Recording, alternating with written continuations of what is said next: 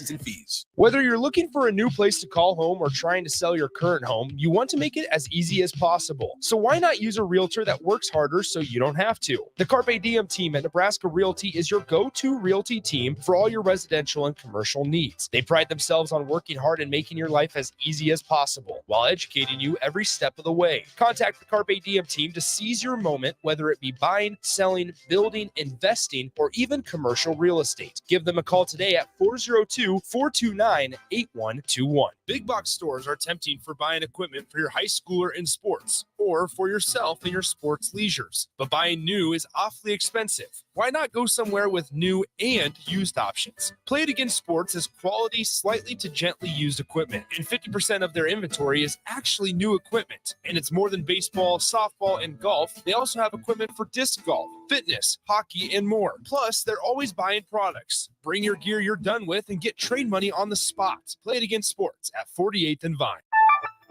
IT projects piling up again? Managing IT can definitely be frustrating. Whether you have an in-house IT department or you manage it yourself, let Hamilton be your experts. At Hamilton, we take the frustration out of your business tech issues with managed IT solutions. We specialize in co-managed and fully managed IT. Does your business need better managed IT? Hire your local experts. Hire Hamilton at hamiltonisbusiness.com. The Butchery by Venue is Lincoln's premier specialty grocers. Take the quality of Venue home with you with our hand-cut steaks, handcrafted burgers, and locally sourced offerings. Browse our wide selection of specialty products designed to enhance your dining experiences with cheeses, spices, sauces, and more. We also have an exclusive collection of liquors, whiskeys, and bourbons at prices you're sure to love. Stop in to the Butchery by Venue today, located in our Venue at Home storefront at 70th and Pioneers, just 2 doors down from Venue Restaurant and Lounge. The best way to learn about Southeast Community College is to visit. SCC's Career Days will provide you with a hands-on experience as you learn alongside SCC faculty and students and industry partners. Explore careers in healthcare, construction, ag, automotive, manufacturing, engineering, power sports, transportation, or technology. See your options at southeast.edu/visit SCC. SCC, your path to possible. This is Lincoln's home for sports talk on the FM dial. The home of Kansas City Royals baseball. KNTK FM Firth, 93.7 The Ticket. H&H Roofing, established in 2015, is proud to serve the local area, which includes the tri-state area in Nebraska, Iowa, and South Dakota. H&H Roofing has a professional team that are licensed and bonded, GAF Master Certified Installers, and an insurance-preferred contractor that will work directly with your insurance company. Also a leading roofer, siding, and gutter specialist. H&H Roofing will service all residential, commercial, and agricultural needs. Go to HNHroofs.com for more information or call 402-359-2546. 93.7 The Ticket. Fox KFXL weather. Sponsored by John Henry's Plumbing, Heating, and Air Conditioning. The Lincoln forecast for today, we'll see some patchy fog possible this morning. Otherwise, it'll be sunny, breezy, and very hot. We'll see a high around 104. Tonight, clear skies and warm overnight lows around 75. We're expecting tomorrow more sunshine. Another very hot day. We'll see a high around 105. Meteorologist Kyle Tucker from 93.7 The Ticket and theticketfm.com. Welcome in to the Corner 3, taking you around the arc of college basketball. From the NAAC to the Pac-12, the WCC to the SWAC. We cover it all now on 93.7 The Ticket. Here is your host, Austin Oerman. Welcome to it, the Corner 3. I am Austin Oerman. You hear me during On the Block from 2 to 4 Central Time here on 93.7 The Ticket, theticketfm.com. Hopefully you're watching on one of our live streams, Facebook, YouTube, Twitch, or Twitter, as well as an Allo channel 951 for our Allo subscribers. Really appreciate Allo and everything they do to make sure our streams run well. Bring you a TV channel. Not many radio stations can say that. We appreciate them for that. Don't forget also we have an app for your phone. Download it. It's free. It's the probably simplest, most consistent way to get our content. You open the app up, you watch a 30-second ad, and boom, you're connected to all your 93.7 The Ticket content that you need. You can catch the podcast and everything on there as well. 402-464-5685 text line. I want your involvement tonight. Winners and losers of realignment in college basketball specifically.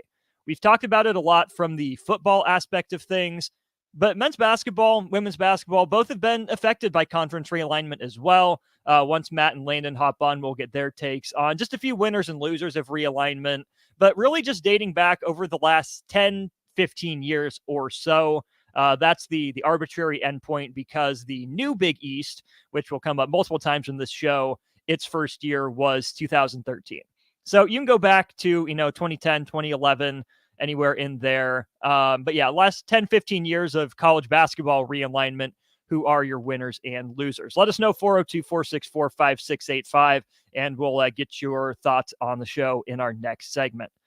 Before we get into all that, though, some sad news just breaking out of the University of Houston. Reggie Chaney, a forward out of the University of Houston, passed away today at age 23. No cause of death given right now, not much reporting around it. Chaney has played for Houston for the last 3 seasons. He was a junior on the Houston team in 2021 that made it to the Final Four. He started his career at Arkansas, played 63 games for the Razorbacks, blossomed into a nice player for Kelvin Sampson in Houston. Only started 1 game of the 35 he played last year. Only started 24 games total over his 3 years at Houston, but parlayed his work into the 2022-23 American Sixth Man of the Year award. Averaged 3 points and 3 rebounds per game.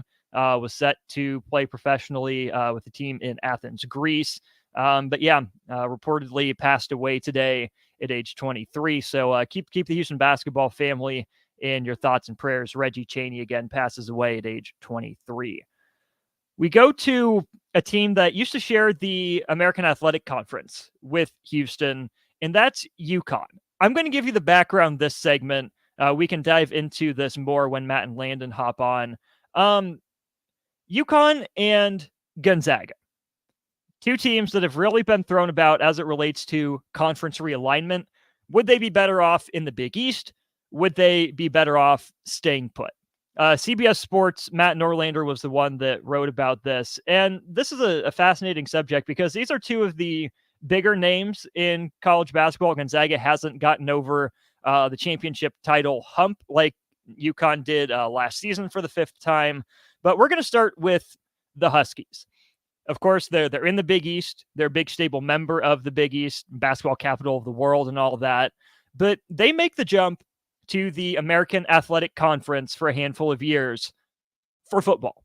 Again, UConn football is really what dictated the jump from the classic Big East into the American Athletic Conference. UConn makes that move and really wanders in the wilderness. Again, I am completely on board the bandwagon that says UConn is not a basketball blue blood. It's close. It's probably a new blood. It's in that conversation.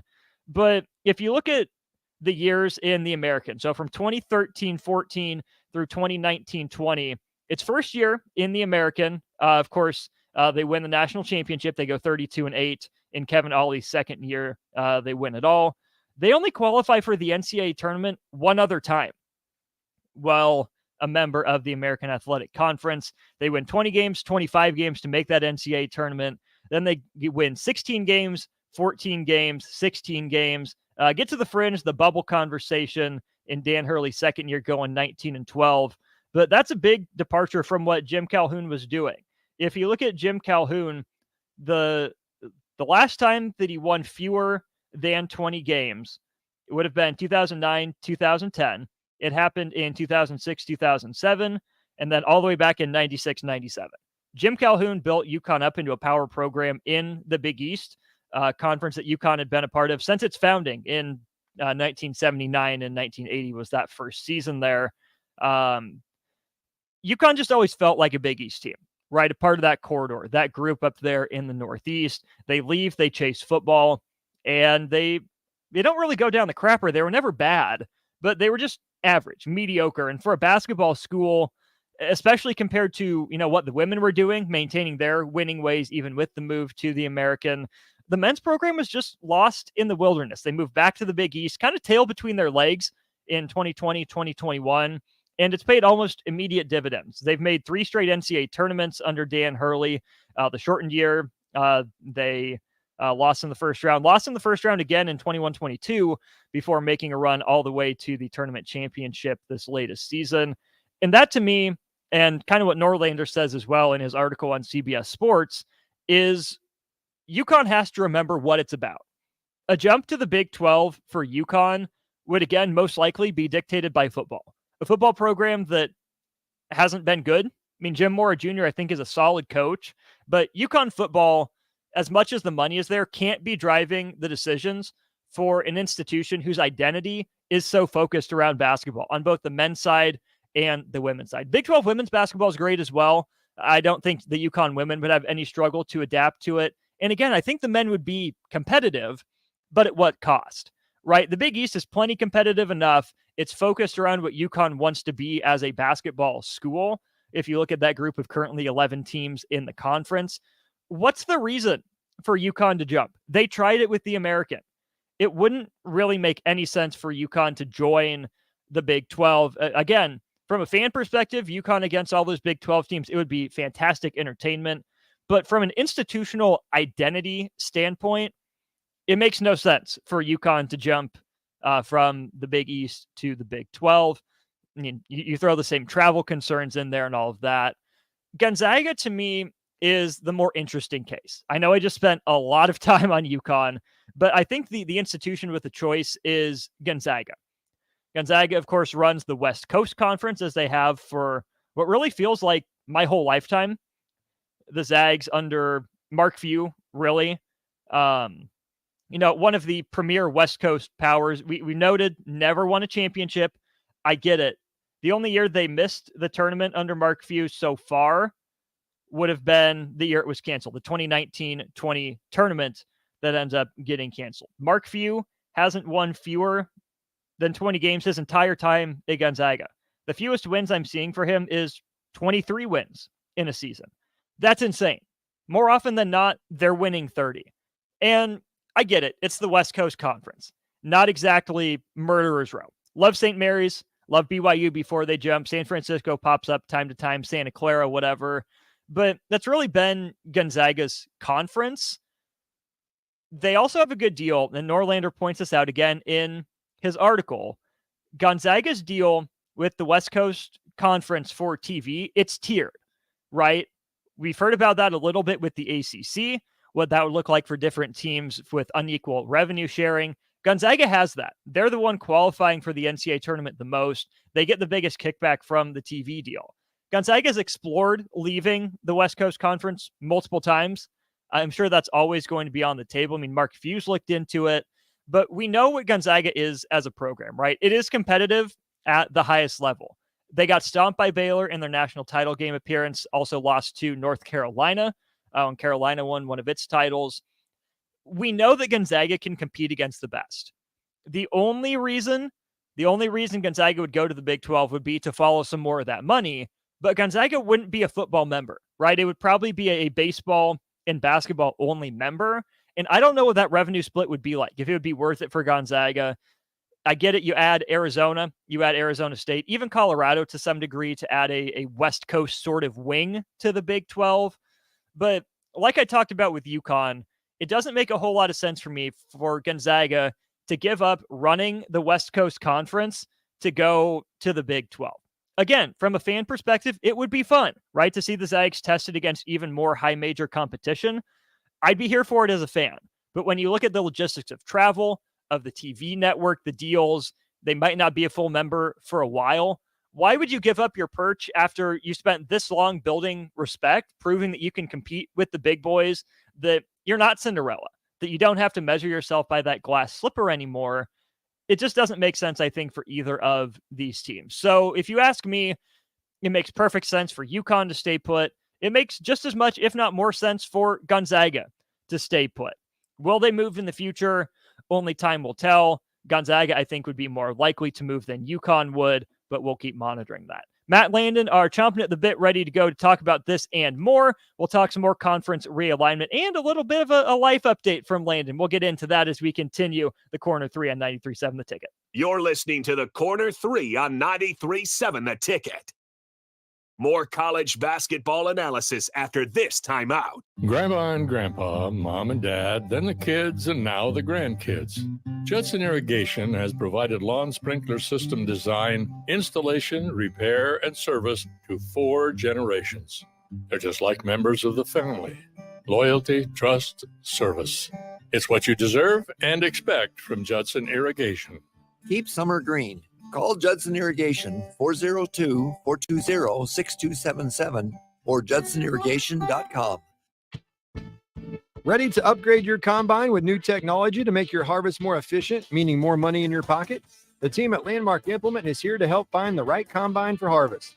Plus, when you purchase a pre-owned combine from Landmark, you are backed by Landmark's extensive parts and service network, along with mobile techs and parts drop-off points to keep you up and running, reducing downtime.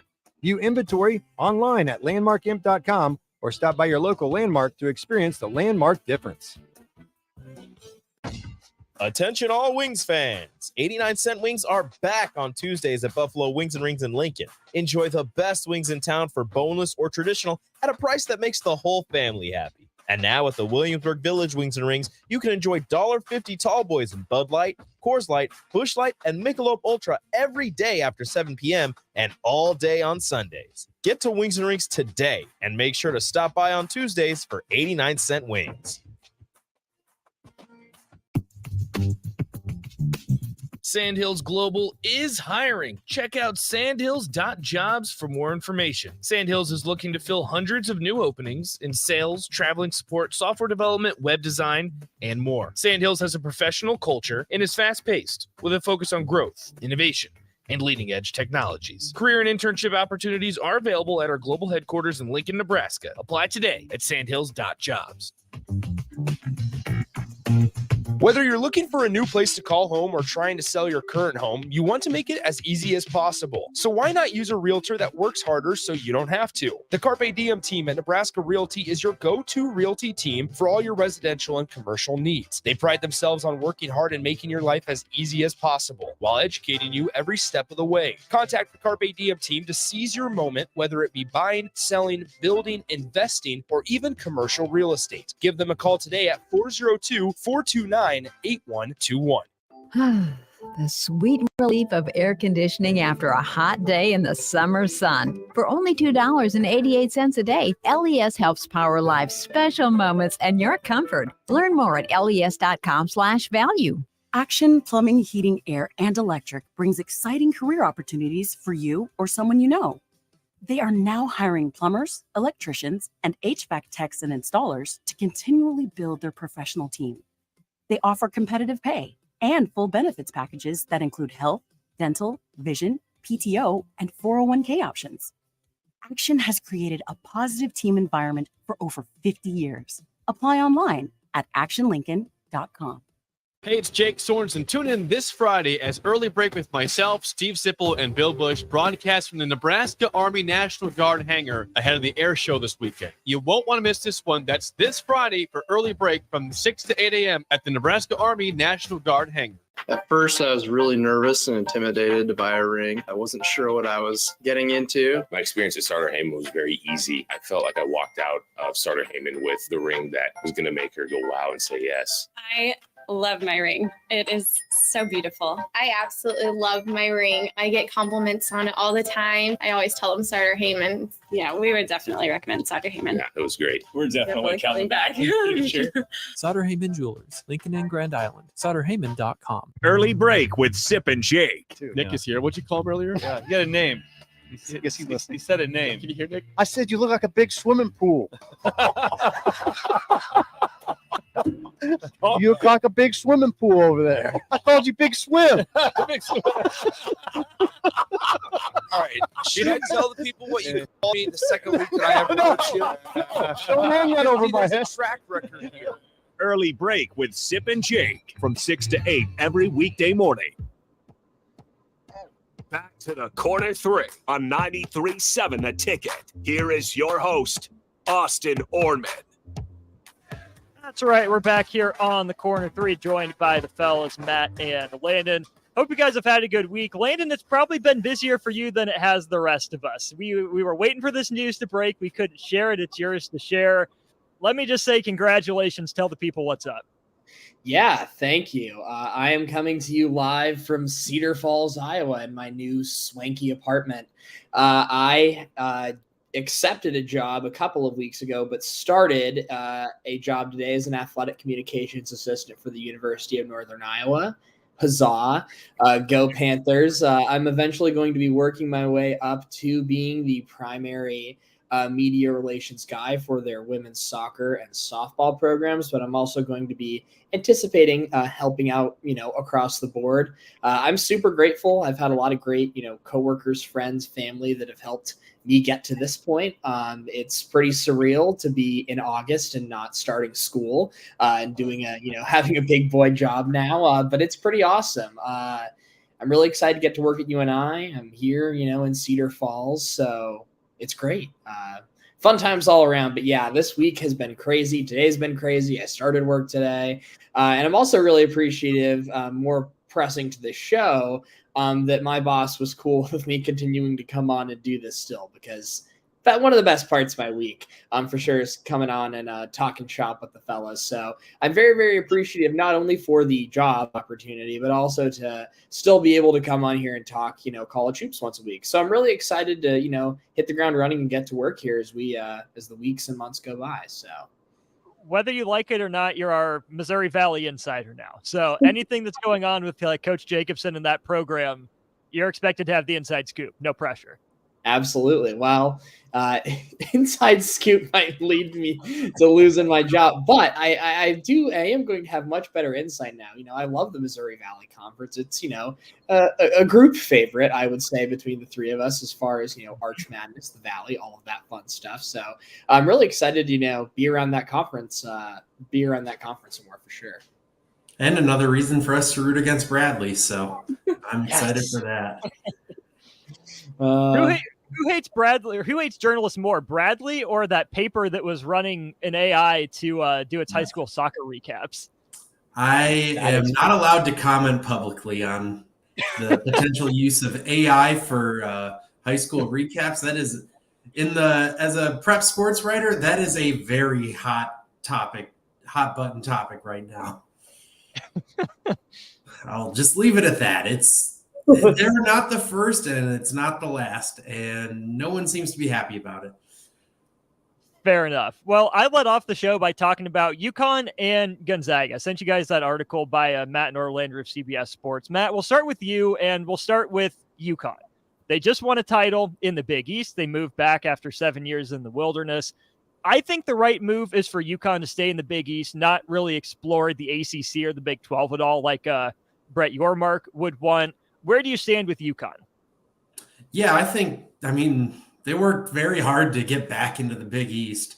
And it's kind of crazy that all of a sudden they're, okay, well, let's go look at joining this other conference that makes just no sense. The East Coast, especially like the Northeast, that's like the one part of the country that the Big 12 hasn't landed a fish from yet in this round of expansion. So I get why they would want UConn, but I don't know. I still feel like that program is kind of in a volatile phase where, we saw what happened when Jim Calhoun left. Kevin Ollie had a couple good years and then it just went in the tank, and that it's taken a while for that program to get back to being respectable. And if you mess with their ecosystem and put them into a conference where, you're not just culturally, you're not going to be one of the most important teams in that conference. And it's going to be a little harder to recruit to a national conference compared to Big East.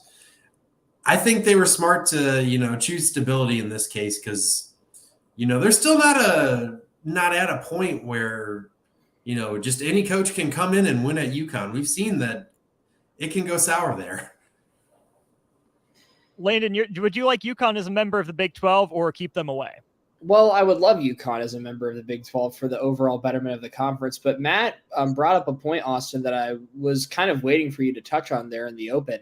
And Norlander, I went back in here to the article to find the quote, but he put it pretty bluntly. UConn lost a generation of fans when it made that move to the American Conference. As brief as it, in the landscape of, realignment in college athletics now, as brief as it was, that really did impact some people. Those American Conference games, your competition is farther away from the market you need to be about. Part of the allure of the Big East is having that pull in New York City by the, every March when the conference tournament at the Garden rolls around, having all of those ties to the Northeast, so many great basketball states and towns up in the Northeast. It lost its way. And I think the biggest, central argument in all of this is that even as realignment gets crazy, there still are lanes and opportunities for schools and programs to take a step back, breathe, and remember what you're about. It can be really, really difficult because things seem like they're moving at a million miles an hour right now. But especially in UConn's case, like, they don't need the Big 12 to continue being UConn. They're a competitive conference. They have they're easily accessible to New York City. In order for them to continue to be that brand, they don't need the Big 12. They tried, sort of rebranding and re-identifying themselves in the American, and yes, they did win a championship, but they went back to the Big East within 6-7 years. I can't remember off the top of my head how long their foray in the American, how long it actually lasted, but they had to, sort of come crawling back to the Big East because it just wasn't as successful for their brand and their brand recognition. So, obviously, yes, I would love all these schools in the Big 12. It would make it awesome. Brett Yormark has been really, really cool and innovative as a commissioner. He's done a lot of cool stuff. The East Coast thing is something that he is trying to work really hard on. They did a little pop-up activation sort of deal in Rucker Park this summer.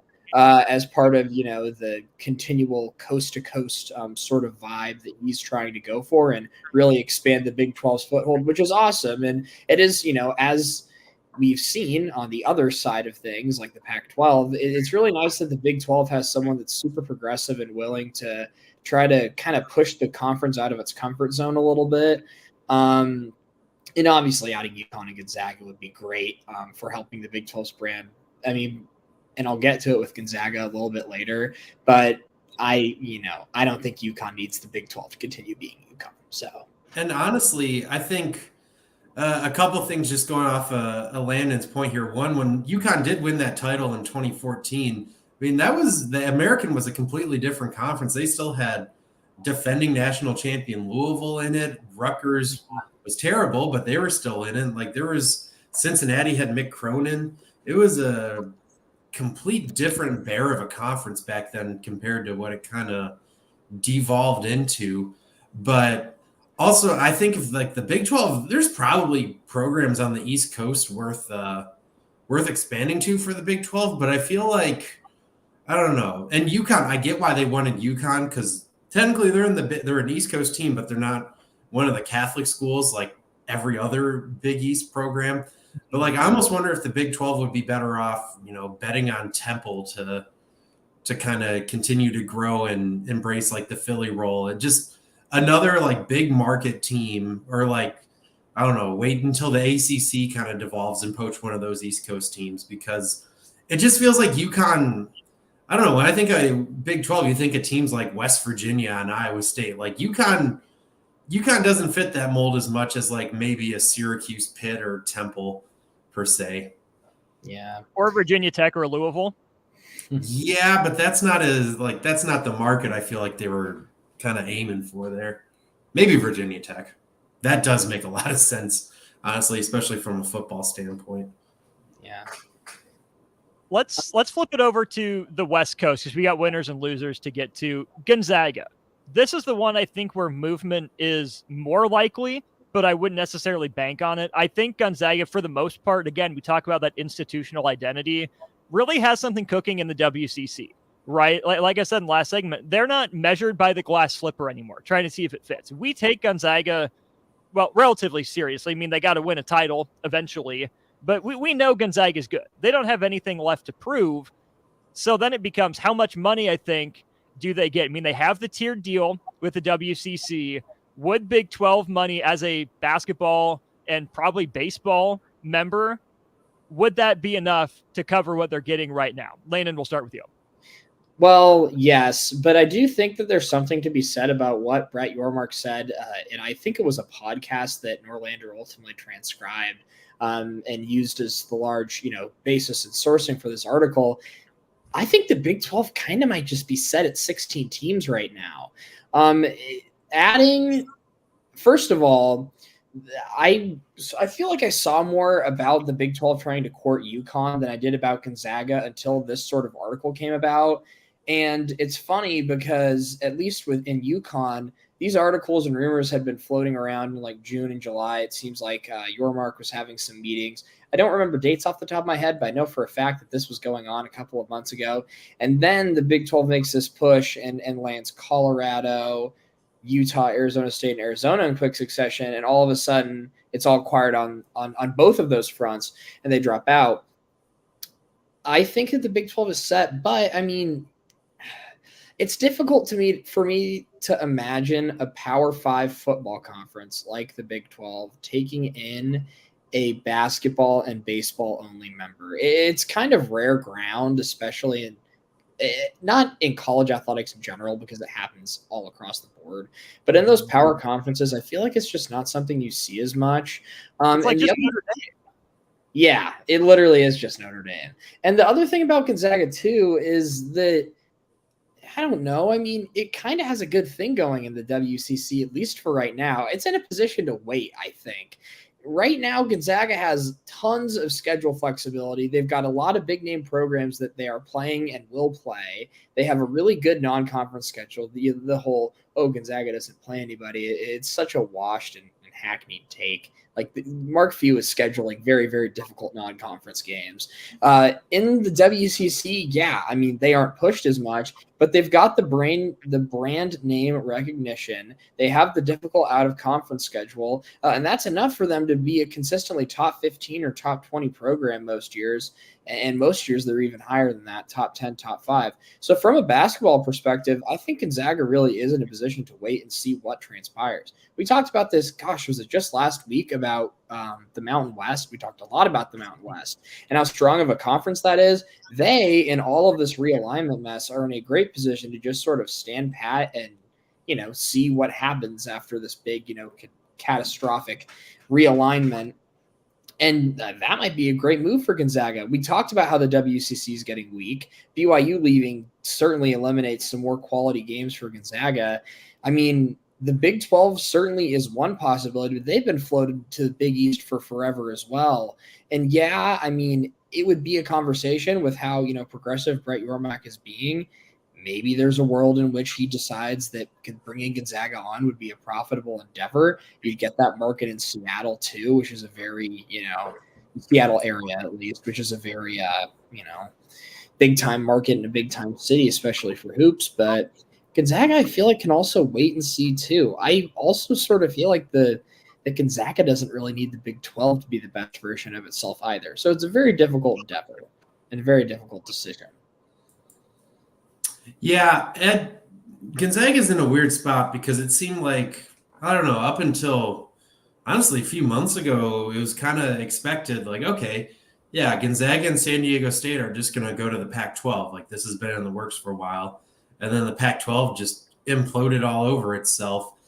And I don't know, I think the Big 12 makes a lot of sense for Gonzaga, but you're almost creating a super league at that point. Like, at a certain point, like, do we really need another top 10 program in the Big 12 along with, Kansas and Houston? Like, and I'm sure I'm forgetting others. Those are just the two that come to mind right now.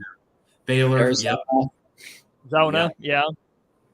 So it's like, do we really need I guess Texas is leaving, but I don't know if that was really necessary. And yeah, I think they'd be smart to just kind of see how this West Coast mayhem plays out. There is kind of a precedent for, basketball only members. If you look at late 2000s, early 2010s Big East, half of that conference was basketball only, and the football product suffered. And it's a little different when you have half of the conference. I mean, Villanova has a football team. It's just not a FBS level one.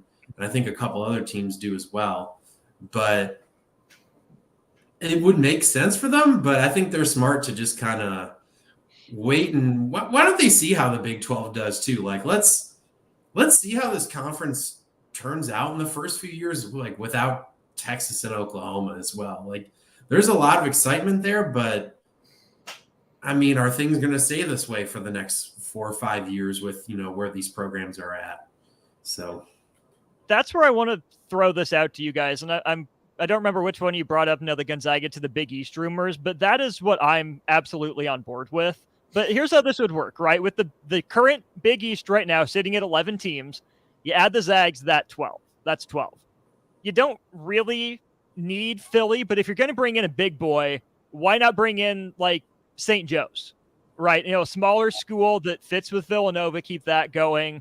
In that case, you're bringing St. Mary's with Gonzaga, so you're up to 14, which is an okay number. We've seen the Big Ten run it, but if you want to get to around 16, that's where you're really picking between Loyola Marymount, Santa Clara, and San Francisco.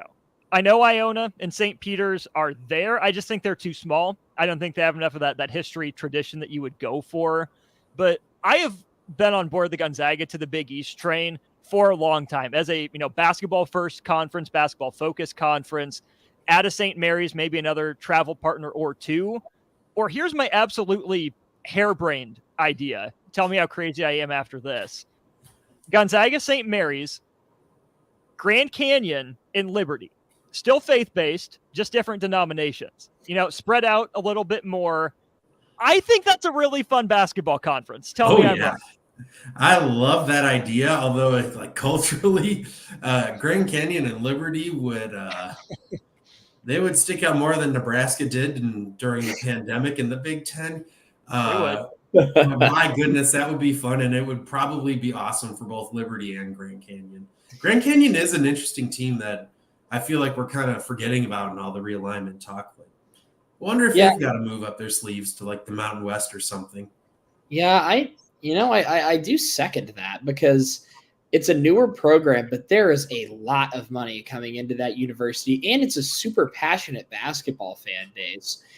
Grand Canyon consistently has really good attendance at its home games. They have tons of like a really, really good student section, and those environments seem like a great place to play basketball. And they harbored Yvonne for a few years. The great. I was going to say they also have Yvonne.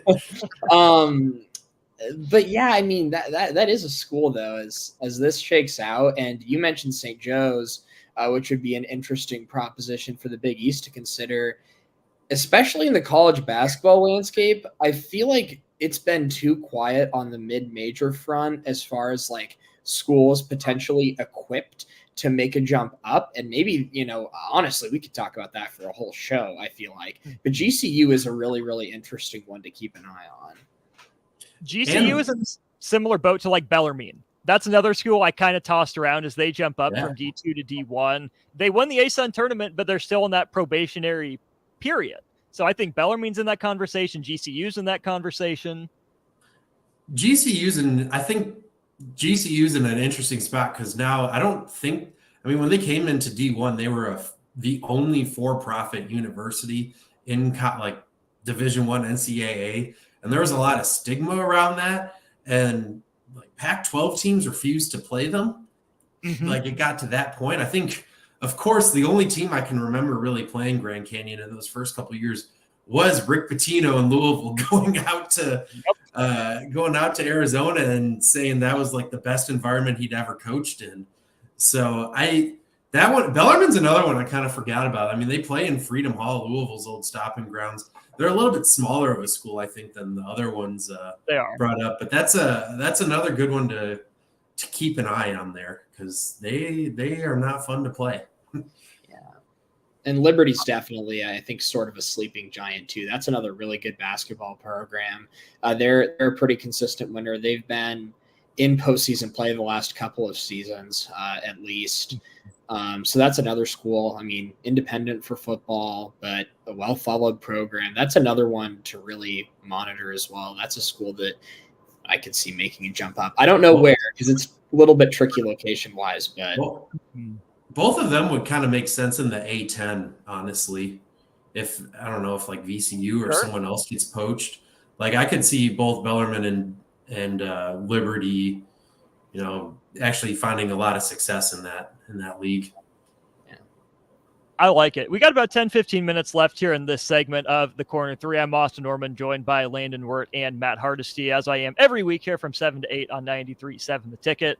I had you guys pick 3 winners and 3 losers of conference realignment over the last 10, 15 years. Let's lop our bottom one off and go through just our top 2 winners and our top 2 losers. I'm going to get us started with the losers. I think that's more fun. We can go through the winners pretty quickly. My biggest losers in conference realignment of the last 10, 15 years, for men's college basketball specifically, are the Big Ten and the ACC. We did our conference rankings last week, and we were all kind of down. I mean, Matt, you had the Big Ten at 2, but you weren't sure about it. The Big Ten has added 0 impact programs. They're about to get one in UCLA, but that's it. Between Nebraska, Rutgers, Maryland hasn't done as much as their basketball history suggests. Oregon, Washington, USC don't move the championship needle. And that's what the Big Ten's missing right now is championship pedigree. So they're a loser. And then the ACC, it really seemed like a winner. You add Louisville, you add Syracuse, you add Pitt. Like, that's huge. That's huge for the brand. A good basketball conference should have only gotten better. Pitt had one good year last year. Louisville was good when it came in, has really fallen under tough times. Syracuse has been very Syracuse. It's never felt like they've fit in the ACC. And because those schools are sliding and you're relying on Miami's and Virginia's to pick up the slack, the ACC just doesn't stand in that tier that it used to among, power basketball conferences. So I think those 2 conferences are the biggest losers of the last 15 years of realignment. Yeah, okay. I went in a completely different direction with this and took teams that were the biggest winners and losers. Perfect. I don't know. I think one that comes to mind for me for biggest losers was Wichita State leaving the Missouri Valley for the AAC. It just feels like they were a team that, they had a lot of good regional rivalries, and yeah, they could use an uptick in competition, but it's just not working so far in there. And we'll see if I think Pat Mills is that Paul Mills. Paul Mills, yeah. Paul Mills. I was like, Pat Mills was the Spurs guy. We'll see if he changes that. But for now, that's the one that comes to mind for me. And then another one I would say is honestly BYU up until this move to the Big 12. I think they were kind of a loser of realignment. They had the Jimmer years with in the Mountain West at the end there. But when they moved to the West Coast Conference, they kind of went from, playing UNLV, Utah, all these other, respectable teams, San Diego State, to pretty much their season turned into 2 games against St. Mary's and 2 games against Gonzaga. And if they didn't win those, which most of the times they didn't beat Gonzaga, at least, like they kind of had to play perfect. And that was, asking a lot from them. And I don't know. I feel like they missed out on a lot by just, handcuffing themselves to this league. So those would be my 2 biggest losers. Yeah, Wichita State is a really good one. That was one I was pondering too. I kind of went with a more general theme here it's low-hanging fruit right now, but I am so upset about the demise of the Pac-12 still. It hasn't really hit home, but not only that, just West Coast basketball as a whole. I feel like we're really going to lose a lot of what makes, college basketball so unique with these West Coast teams playing one another. We talked about it a few weeks ago, but the Pac-12 had a really nice thing going schedule-wise too. I know I've brought it up a few times on this show, but the wear and tear on these student athletes, especially in men's and women's basketball, what we're centering around is really, really real. Like the Pac-12 had a really good thing going with its travel, those Thursday, Sunday windows. They spread it out really well. And now I feel like it's kind of all about to go haywire with these schools, making long Eastern trips to play these games. And it just like is really, really unfortunate. And like, there's no better example of like Pac-12 incompetence under Larry Scott and all the chancellors and the current leadership too, than the fact that the college football team for the Pac-12, most primed for a college football playoff run, USC, is playing at 9:45 on the Pac-12 network nobody gets on week 0. And that just, if that doesn't sum up, the Pac-12 leadership over the past few years, I really don't know what does. But it's just a real bummer that like West Coast hoops in general is sort of has sort of fallen off. And then for a team for me, I would say Pitt, low key, because at least from a basketball perspective, those final years in the ACC, I know, it kind of lumps in with the ACC when being one of the big losers of conference realignment, but up until last year, really, and even then, Pitt entered as a first 4 team and went on a little nice run, getting, they won a couple ugly games in the NCAA tournament, but up until then, Pitt really has not delivered in the ACC, at least from a men's basketball standpoint, really like, it said it would. Jamie Dixon left sort of early on. They weren't really able to replicate any sort of magic under Kevin Stallings. And now, they had a great season last year, but it also was built on a lot of transfers and old guys. That Pitt team was older than they had an older starting 5 than the Oklahoma City Thunder. So they were a grown man team. Yeah, they were a team of grown men. So, yes, it's awesome that Pitt has finally had this good season, but they were old last year. So now I'm really curious to see, how that Pitt team is going to look. And they really haven't delivered the results in the ACC that, when they were originally brought in from the Big East, it's like Pitt was a school with a lot of pedigree. Those games when the Oakland Zoo is really rocking, I have vivid memories with a lot of Pitt basketball. Big Monday, yeah, there wasn't much better. And so it's been a real shame to kind of see that those, winning seasons and results haven't really followed suit. Because, college basketball is a really, really good place when Pitt has a successful team, at least in my opinion. So I would say that, West Coast hoops, and then just a team that sticks out for me is Pitt. So. Well, we're on the Big East. This was a pseudo winner for me. The Big East as a conference, I think, is a big winner. Given where it was, how it fell apart, then to reform with the strength it's been able to, I think that's huge.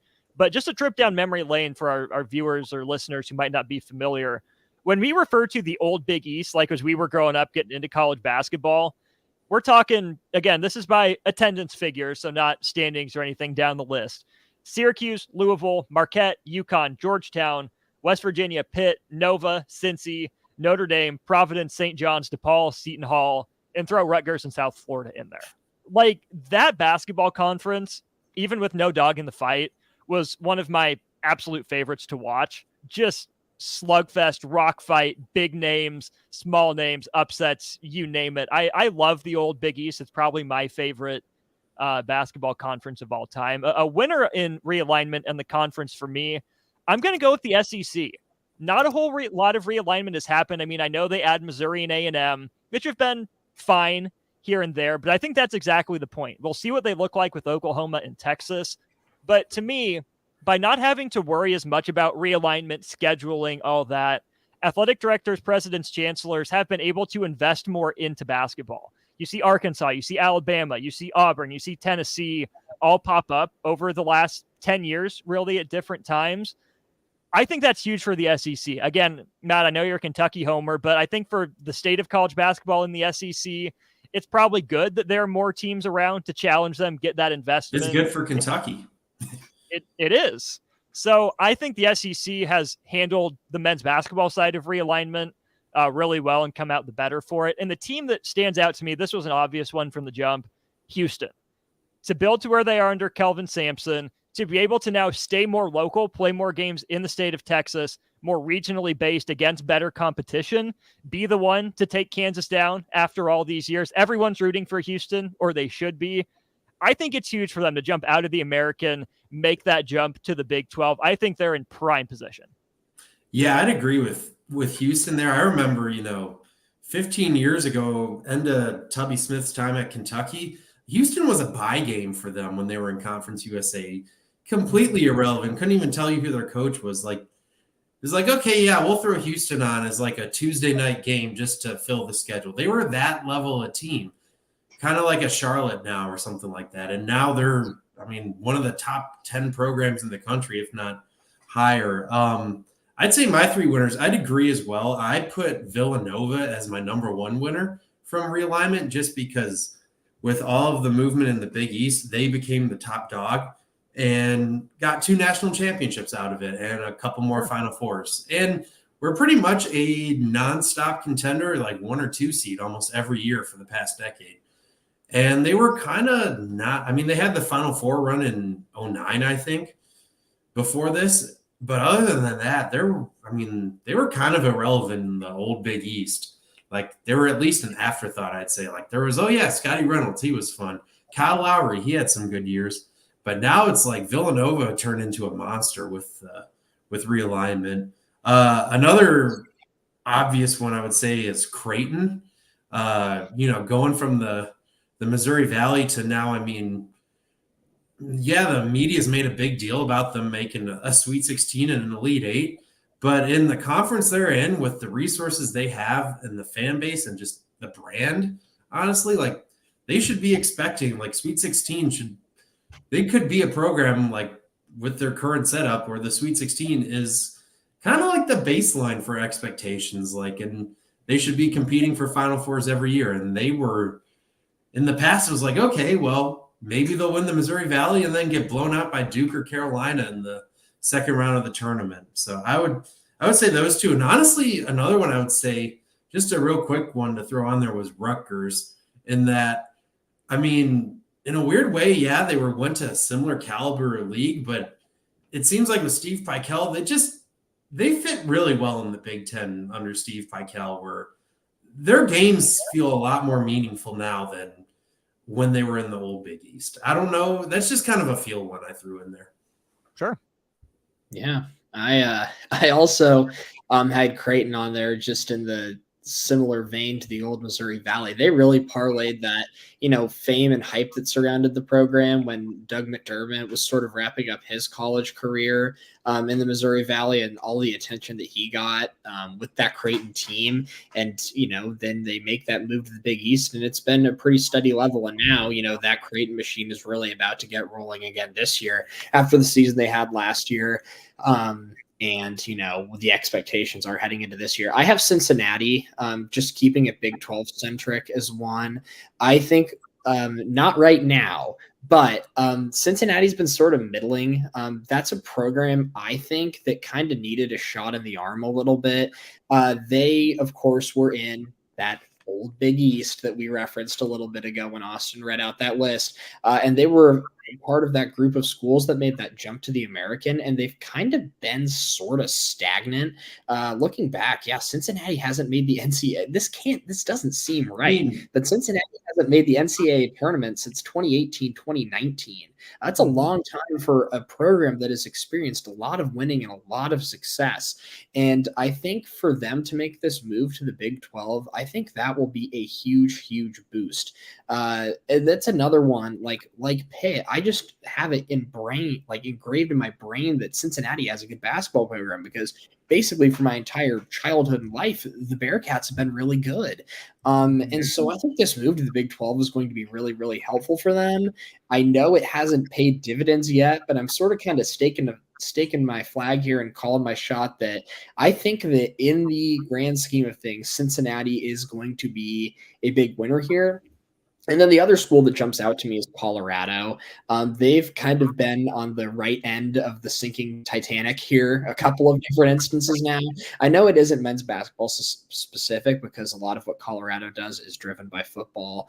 But they hopped off on the Big 12 at the right time. They joined the Pac-12, and now as the Pac-12 sort of started to collapse, they hopped into the Big 12 at the right time. So Colorado's another one for me that just sort of sticks out. The results really haven't been there across the board in men's basketball, but we've talked about this a little last week, that they're primed to have a really, really good year this year as well, or at least it looks like that on paper. So I'm really, I think those 3 schools, at least to me, stand out. So I just wanted to also add on your Cincinnati point, Landon, that, yeah, like 12, 15 years ago, Cincinnati was way more relevant of a program in the Big East than Villanova was. And that's just kind of interesting to think about now. Yeah. I think making the college football playoff has helped kind of cover up Cincinnati's shortcomings in men's basketball, but we'll see where they go with Scott Satterfield and with everything going to the Big 12. They're Matt and Landon. I'm Austin. We'll take one final break, wrap up the corner three after this. Hey, it's Jake Sorensen. Tune in this Friday as Early Break with myself, Steve Sipple, and Bill Bush broadcast from the Nebraska Army National Guard hangar ahead of the air show this weekend. You won't want to miss this one. That's this Friday for Early Break from 6 to 8 a.m. at the Nebraska Army National Guard hangar. 93.7 The Ticket, Fox, KFXL weather. Brought to you by Bryant Air Conditioning, Heating, Electrical, and Plumbing. The Lincoln forecast for today, we'll see some patchy fog possible this morning. Otherwise, it'll be sunny, breezy, and very hot. We'll see a high around 104. Tonight, clear skies and warm overnight lows around 75. We're expecting tomorrow more sunshine, another very hot day. We'll see a high around 105. Meteorologist Kyle Tucker from 93.7 The Ticket and theticketfm.com. If you want to make new floor shopping easier, come to O Street Carpet. Hi, I'm Steve Carper. Our flooring professionals can help you choose the best flooring for you, your family, and your budget. We eliminate the confusion. Even better, you'll be enjoying your new flooring much sooner. No 6 or 8 week waits. We'll install right away and save you money on installation. Floor shopping made easy every day at O Street Carpet. O Street Carpet. 1732 O Street. Family owned and operated. Always the best value. Summertime is in full swing, and it's time to get to work on outdoor projects. Deck City is a great place to start as Lincoln's local source for everything decks. Deck City has everything you need to build the deck of your dreams. From treated lumber to Westbury aluminum railings and TimberTech composite decking. They offer advice from real deck professionals to give you proper guidance to make your project go smoothly. Call them today to schedule an appointment at 402-480-6671. Go online at deckcityne.com or visit their new location just north of 33rd and Cornhusker Highway. Deck City, your local deck experts. Back to school night is an important event. Plan to attend and help your child prepare for success. I'm Jenny Benson, president of the Nebraska State Education Association. Let's get our students off to a great start. Make back to school night a priority. You'll meet your child's education team, learn about volunteer opportunities, and what you can expect in the school year ahead. Help us make a bright new beginning for our students this year. Sponsored by the Nebraska State Education Association, aired by the Nebraska Broadcasters Association in this station. Back to the corner three on 93.7 The Ticket. Here is your host, Austin Oerman. Not much time left here on the corner three, so we're going to turn to Major League Baseball. That's what's coming up next here on 93.7 The Ticket. On our airwaves, you will hear the Royals and the Oakland Athletics. They've got a series coming up. Pregame starts right at 8 o'clock here on our airwaves. You'll still have Heart of a Husker with the captain, Vershawn Jackson, on the stream. Simple question, guys. Landon, I'll start with you. We're Royals fans. We are in this together. Bobby Witt is fun. Is it enough to keep the Royals from losing 110 games? I'm going to say yes. I think that the Royals, we are right in the middle of our August heat up. So look out, Major League Baseball, because the Royals are about to rip off the most historic, meaningless 7 or 8 game winning streak the game has ever seen. I know that they had one at the beginning of the month, but I know another one is coming because that is how the Royals have been basically every year since 2015. And might I just say quickly, too, that we as a people are starved for college basketball because now we are in this lull of summer. All the foreign trips have winded down. School is starting. College football is about to start. We're so close. We are a few months away. But yeah, this is where we're at in the summer. But the series should be electric between the Royals and the A's. 2 titans of the game, might I say. Royals lost 2 of 3 from the A's in May. Later in that week, they played the Brewers. Matt, do the Royals avoid 110 losses? I think so. I think it depends on, if Bobby Witt Jr. plays the rest of this year, or if, they shut him down or if he gets hurt or something. But a healthy Bobby Witt who stays hot, why not avoid it? It can't be that bad. I've said that all year. It can't continually be this bad. But honestly, it seems like I've been seeing something about the Royals on Twitter. They've been very entertaining in August lately. They've had that wild series with the Mets. Gave the Cubs a couple fun games over the weekend at Wrigley. They're being scrappy at least, but it's just, Yeah, I don't know what to make of it, but I am expecting more tomfoolery from both the Royals and the A's in this series this week. I've been looking forward to this one for a while. We all have. It's been circled on the calendar since May. Like Landon said, revenge. Pre-game comes your way in just a few minutes here on 93.7 The Ticket. For Sean Jackson, the captain, Heart of a Husker, comes your way on the stream. For Matt and Landon, I'm Austin. This has been The Corner 3. We'll talk to you next Monday at 7. Thanks for tuning in. If your home water doesn't taste right, look right, or smell right, just call Bryant for the solution to your water problem. Call 467-1111. Bryant Air Conditioning, Heating, Electrical, and Plumbing. Tune in to the Malone Radio Show from 9 to 10 p.m. every Sunday night to learn more about the Malone Center's goals.